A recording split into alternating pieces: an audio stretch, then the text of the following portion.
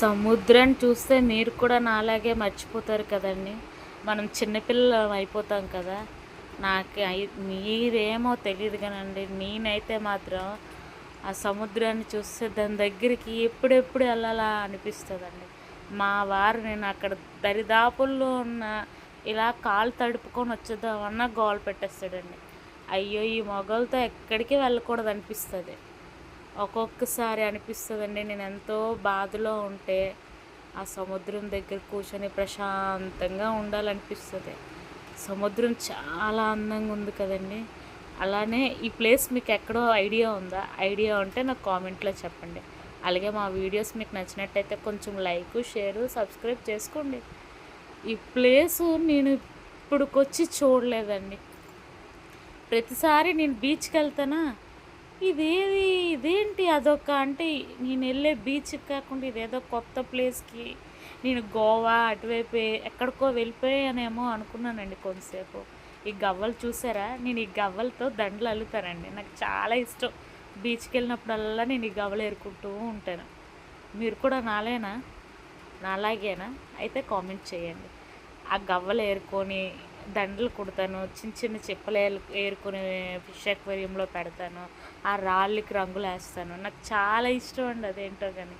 అక్కడ కొంటే చూసారా మనకి ఎంత ప్రైస్ చెప్తారో. నాకు అక్కడక్కడ చిన్న చిన్నవన్నీ నాకు గొప్ప సరదా అండి. సముద్రంలో కనిపించే ప్రతి వస్తువు అదొక విచిత్రంగా మన మనసుకు ఆకట్టుకునే విధంగా ఉంటుంది కదా. కానీ సముద్రం దరిదాపుల్లోకి వెళ్ళకండి, చాలా పొంగుతుంది. అలానే మనం ఆ సరదాగా ఆడుకోవడానికి వెళ్ళినా అది ఈడ్చుకెళ్ళిపోతుందంట. అలాగే ఫోన్లో ఇన్స్టాగ్రామ్లో చూస్తున్నాను.